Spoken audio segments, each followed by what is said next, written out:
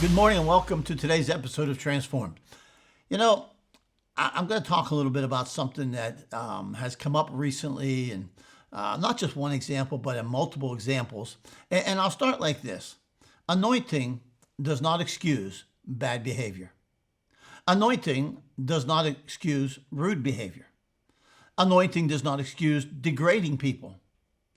Anointing does not excuse mocking people. Anointing does not bring excuse for us to be anything but godly when we're dealing with people. You see, an anointing from God doesn't exclude ungodly behavior. Anointing doesn't mean you can degrade the person because you disagree with their viewpoint. Anointing doesn't mean you can insult the person because you disagree with their viewpoint. Anointing doesn't mean that you can make fun of a person for their looks, their voice, their weight, or anything else because you disagree with their viewpoint. Anointing comes from God. And you know what? It comes from God in spite of us sometimes, not because of us. Anointing comes from God to be used for people. Therefore, we should not then be thinking it allows us to misuse people. Anointing comes so that you can minister in the power of God. Therefore, when we minister to people through the power of God, we also should be operating with the fruit of the Spirit. We have given those we've deemed anointed a pass on rude behavior because we think they're anointed and we like their message. You know, we can appreciate the anointing on a person's life while not excusing their rude, degrading, and basically ungodly behavior. You know, Paul gave a list of gifts in 1 Corinthians 12. And while we know there's a lot of debate on those, and there's a debate on whether they're for today or not, that's not the issue. What the issue for me is that when he gave that list was given, they were the gifts of the Spirit, men and women anointed by the Spirit, to be able to use the gifts of the Spirit for the common good of God's people. But then he followed it up with 1 Corinthians chapter 13, which he didn't give it so we can use it in weddings.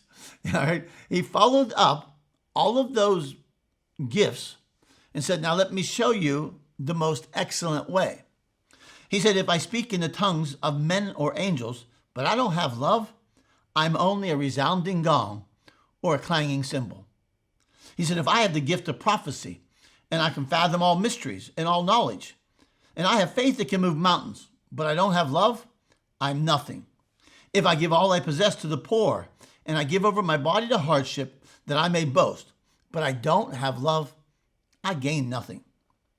And then he goes on to say, love is patient. Love is kind. It doesn't envy. It doesn't boast. It's not proud. It does not dishonor others. It's not self-seeking. It's not easily angered. It keeps no record of wrongs. Love does not delight in evil, but rejoices with the truth. It always protects, it always trusts, it always hopes, and it always perseveres. It's an amazing combination. Paul talks about the power of the Spirit in chapter 12, the gifts to be used for the benefit of people, the anointing of the Spirit to be used to minister to people, and yet he follows it up with, but you better have love. It's amazing, isn't it? There have been people, and there can be at times where God anoints people, and that anointing on that person is not because of them, but sometimes it's in spite of them. And that is used to help people. But the fact of the matter is this: anointing with love is far better than anointing without love. Anointing with love is far more powerful than anointing without love. I don't understand today when I watch men and women who we would deem to be anointed by God acting in rude, degrading, dishonoring behavior. And then we give them a pass for it. Or we won't say anything about it because we like their message or because we think they're anointed.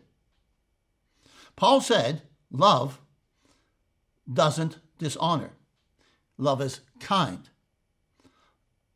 Love is patient.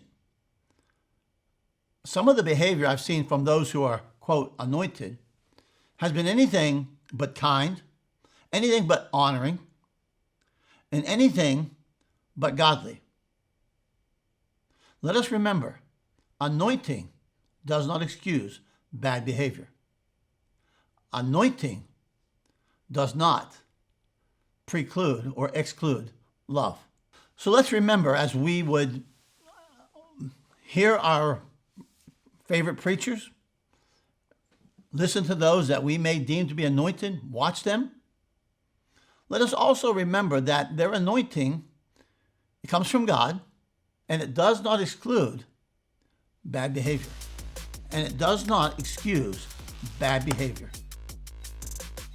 Have a great day.